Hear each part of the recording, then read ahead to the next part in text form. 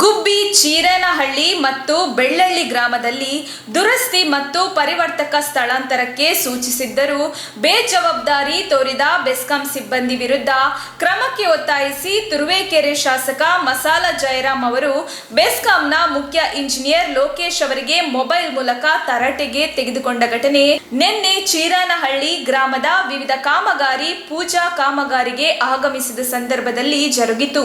ಗುಬ್ಬಿ ತಾಲೂಕಿನ ಸಿಎಸ್ಪುರ ಹೋಬಳಿಯ ವಿವಿಧ ಗ್ರಾಮಗಳಲ್ಲಿ ವಿದ್ಯುತ್ ಸಮಸ್ಯೆ ಎದುರಾದ ಹಿನ್ನೆಲೆ ಗದ್ದೆಹಳ್ಳಿ ಗ್ರಾಮದಲ್ಲಿ ಕೆಲ 15 ವರ್ಷಗಳಿಂದಲೂ ಕೆಲ ಕುಟುಂಬಗಳ ಮನೆಗೆ ವಿದ್ಯುತ್ ಸಂಪರ್ಕ ಇಲ್ಲದಿರುವ ಬಗ್ಗೆ ತುಮಕೂರು ಜಿಲ್ಲಾ ಪಂಚಾಯತ್ ಕೆಡಿಪಿ ಸಭೆಯಲ್ಲಿ ಬೆಸ್ಕಾಂ ಅಧಿಕಾರಿಗಳ ನಿರ್ಲಕ್ಷ್ಯದ ಬಗ್ಗೆ ಪ್ರಸ್ತಾಪಿಸಿ ಕೂಡಲೇ ಚೀರೇನಹಳ್ಳಿಯಲ್ಲಿ ವಿದ್ಯುತ್ ದುರಸ್ತಿ ಹಾಗೂ ವಿದ್ಯುತ್ ಸಂಪರ್ಕ ಕಲ್ಪಿಸಿ ಹಲವು ಮನೆಗಳ ಕತ್ತಲು ನಿವಾರಿಸಲು ಸೂಚಿಸಿದ್ದರು. ಜಿಲ್ಲಾ ಸಚಿವರ ಮುಂದೆ ಕೆಲಸ ಮಾಡುವ ಮಾತು ಆಡಿದ ಸಿಬ್ಬಂದಿ ಈಗ ಕಾಲ ಕಳೆಯುತ್ತಿರುವುದು ಅವರ ಬೇಜವಾಬ್ದಾರಿಗೆ ಹಿಡಿದ ಕನ್ನಡಿ ಎಂದು ಕಿಡಿಗಾಡಿದ ಶಾಸಕರು ಎಇಇ ಅನಿಲ್ ವಿರುದ್ಧ ಗರಂ ಆದರು. ಚೀರೇನಹಳ್ಳಿ ಗ್ರಾಮದಲ್ಲಿ ಗ್ರಾಮಸ್ಥರು ದೂರು ನೀಡಿದ ಬೆನ್ನಲ್ಲೇ ಬೆಸ್ಕಾಂ ಅಧಿಕಾರಿಗಳ ವರ್ತನೆಗೆ ಕಿಡಿಕಾರಿ ಕೂಡಲೇ ಮುಖ್ಯ ಇಂಜಿನಿಯರ್ ಲೋಕೇಶ್ ಅವರಿಗೆ ಮೊಬೈಲ್ ಮೂಲಕ ಕರೆ ಮಾಡಿ ಗ್ರಾಮಸ್ಥರ ಮುಂದೆಯೇ ತರಾಟೆಗೆ ತೆಗೆದುಕೊಂಡರು.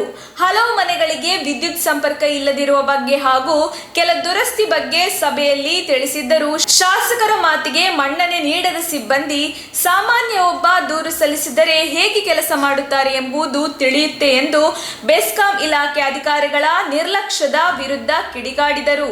ಈ ಜೊತೆಗೆ ಬೆಳ್ಳಳ್ಳಿ ಗ್ರಾಮದಲ್ಲಿ ಮನೆಯ ಸಮೀಪ ಪರಿವರ್ತಕಗಳನ್ನು ಸ್ಥಳಾಂತರ ಮಾಡಲು 80,000 ರೂಪಾಯಿ ಕೇಳಿರುವ ಬಗ್ಗೆ ದೂರು ಬಂದಿದೆ. ಈ ಅಸಡ್ಡೆ ಹಾಗೂ ಲಂಚತನದ ಬಗ್ಗೆ ಅಧಿವೇಶನದಲ್ಲಿ ಪ್ರಸ್ತಾಪಿಸಿ ಮುಖ್ಯಮಂತ್ರಿಗಳ ಗಮನ ಸೆಳೆಯುತ್ತೇನೆ. ಸಚಿವ ಸುನೀಲ್ ಕುಮಾರ್ ಅವರೊಂದಿಗೆ ಚರ್ಚಿಸಿ ಅಮಾನತು ಶಿಕ್ಷೆ ನೀಡಲು ಒತ್ತಾಯಿಸುವುದಾಗಿ ತಿಳಿಸಿದರು. ಇನ್ನು 4 ದಿನದಲ್ಲಿ ಈ ಕಾರ್ಯ ಪೂರ್ಣಗೊಳ್ಳಬೇಕು ಎಂದು ಬೆಸ್ಕಾಂ ಇಲಾಖೆ ಅಧಿಕಾರಿಗಳು ಹಾಗೂ ಸಿಎಸ್ಪುರ ಶಾಖಾಧಿಕಾರಿಗಳಿಗೆ ಎಚ್ಚರಿಕೆ ನೀಡಿದರು.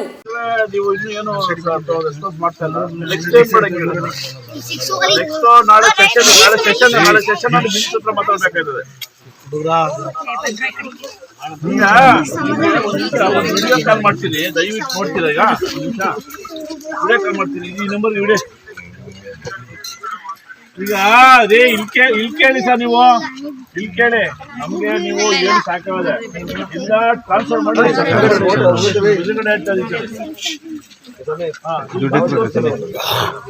ನೀವು ಬಂದ್ರೆ ಗೊತ್ತಾಗುತ್ತೆ ಎಲ್ಲಿ ಯಾವ ತಗೊಂಡ್ರೆ. ಈಗ ಗದ್ದಳ್ಳಿ 15 ವರ್ಷ ಆಗಿದೆ, ಒಂದು ಕರೆಂಟ್ ಕೊಟ್ಟು 15 ಮನೆಗೆ ಹೇಳಿರಲ್ಲ, ಎಲ್ಲಿ ಬಂದ್ರೆ ಯಾರು ಬಂದಿದ್ದೀವಿ ಎಲ್ಲವೇ ಪ್ರೆಸ್ ಮೀಟ್ ಮಾಡ್ತೀನಿ, ವಿಡಿಯೋ ಮಾಡ್ತೀನಿ, ನಿಮ್ಮ ಮಿನಿಸ್ಟರ್ ಹತ್ರ ತಗೊಂಡೋಗ್ತೀನಿ ನೋಡೋದು ಸೆಷನ್ ಕುಮಾರ ನಿಮ್ಮನ್ನು ಸೇರಿದ್ರೆ ಇದು ಮಾಡ್ತೀನಿ ನಾನು ಹೇಳ್ತೀನಿ.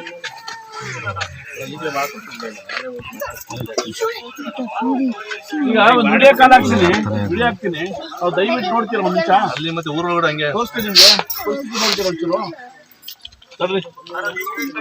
ಆಯ್ತು. ನೀವು ಆಗಲ್ಲ ಅಂದ್ರೆ ಹೇಳಿ, ಏನ್ರಿ ಮಾಡ್ತೀರಾ? ಏನ್ ಹಿಂಗ ನಮ್ ಕಡೆ ಹೋಗ್ರೆ ಇವ್ರದಂತೂ ನಾನು ಲೋಕೆ ನಮ್ಮ ಧನಂಜಯ ಅಂತೂ ಹೇಳಕ್ ಆಯ್ತೇವೆ ನಾವು ಅವ್ರದ್ದು ಹಿಂಸೆ ನಮ್ಗೆ. ಏನ್ ಹೇಳಿದ್ರು ನಮ್ಮ ಮಿನಿಸ್ಟರ್ ಹೇಳಿದ್ರು ಸರ್, ಯಾವ್ದು ಇದ್ ಹೇಳಕ್ಕೆ ಎಲ್ಲಿದೆ ಬಾಕಿ ನಿಮ್ಮನ್ನ ಕೇಳ್ತಾ ಇದ್ದೆ ನಾನು. ನೀನು ಅದೇ ಫೋಟೋ ಇದ್ದೀನಿ ಸರ್ ನಾನು. ಸರ್ ಯಾರಿಗೆ ರೆಕಮೆಂಡ್ ಮಾಡಿ ಯಾರು ಮಾಡಿದ್ದೀರಿ ಹೇಳಿ, ಯಾರು ಇನ್ಸ್ಟಿಟ್ಯೂಟ್ ಮಾಡಿದ್ದೀರಿ ಹೇಳಿ. ಈಗ ಕೇಳಿದ್ರೆ ಯಾರು ಈಗಾಗಲೇ ನಿಮ್ ಧನಂಜಯ ಇಲ್ಲ ಅವ್ರೆ, ನಮ್ಗೇನು ಗೊತ್ತಿಲ್ಲ ಅದು ಇದು ಅಂತ ಅವ್ರೆ. ಈಗ ನಮ್ಗೇನು ಗೊತ್ತಿಲ್ಲ ಬಂದಿಲ್ಲ. ನೀವು ಮಾಡಿದ ಮೀಟಿಂಗ್ ಮಾಡಿ 3 ದಿವಸ ಆಯ್ತು. ಅವತ್ತು ಹೇಳಿದ್ದಂತೆ ನೀವು, ಅವತ್ತು ನಾನು ಹೇಳಿದ್ಬೇಕು, ಅವತ್ತು ಹೋಗಿದ್ದಂತೆ. ಆಮೇಲೆ ನಾನು ಮೀಟಿಂಗ್ ಮುಗಿಸಿ ಬಂದ್ಬೇಕೆ ನೀವು ಫೋನ್ ಏನೋ ಮಾಡಿ ಏನೋ ಮಾಡ್ಬೇಕಾದ್ರೆ ಅವ್ರಿಗೆ ಎಲ್ಲಿ ಮಾತಾಡಿದ್ರೆ ಸರ್, ಇಲ್ಲೇ ಇದ್ದೀನಿ ಸರ್, ಇಲ್ಲೇ ನಾನು ಕರ್ಸ್ಕೊಂಡಿದ್ದೀನಿ ಧನಂಜಯ್ ಕರ್ಸ್ಕೊಂಡಿದ್ದೀನಿ ಇಲ್ಲಿ. ನೀವೇನಾದ್ರೂ ಮಾಡ್ಲಿ ಏನೇನು ಕೇಳಿ ಸೋಮ, ನೀವು ನೆಕ್ಸ್ಟ್ ಸೋಮ 4-5 ದಿವಸ ಮಾಡ್ಲಿ ಅಂತಂದ್ರೆ ಒಳಗಡೆ ವಿಧಾನಸೌಧ ದೊಡ್ಡ ಗಲಾಟೆ ಮಾಡ್ತೀನಿ, ನಿಮ್ಮನ್ನ ಕರ್ಸ್ಕೊತೀನಿ, ಅಲ್ಲೇ ನಮ್ಗೆ ಬೇರೆ ರೀತಿ ಮಾಡಿಸ್ತೀನಿ. ನನಗೆ ಗೊತ್ತಿದೆ ಮಿನಿಸ್ಟ್ರಿ ಸಿಎಂ ಹೇಳಿ ನಮ್ಮ ಸುನೀಲ್ ಕುಮಾರ್ ಹೇಳಿದ್ದು ಡೆಫ್ನೆಟ್ ನೀವಿಬ್ರು ಹೋಯ್ತೀರಿ ಹೇಳಿದ್ದೀನಿ. CS ಪುರದಲ್ಲಿ ತಂದೆ ಅನ್ಭವಿಸ್ತಾ ಇದ್ದೀನಿ. ಒಂದು ಬೆಳ್ಳಳ್ಳಿನಲ್ಲಿ ಯಾವ್ದೋ ಟ್ರಾನ್ಸ್ಫಾರ್ಮರ್ 80,000 ಕೊಡಿ 90,000 ಕೊಡಿ, ಯಾಕೆ ಕೊಡ್ಬೇಕು? ಯಾಕೆ ಕೊಡ್ಬೇಕು? ಟ್ರಾನ್ಸ್ಫಾರ್ಮರ್ ಶಿಫ್ಟ್ ಮಾಡಿ ಮನೆ ಮೇಲೆ ಬೀಳ್ತದೆ, ಪಕ್ಕದಲ್ಲಿರೋ ಕಾಂಪೌಂಡ್ ಮೇಲೆ ಪಕ್ಕ 90,000 ಕೊಡ್ಬೇಕಾ?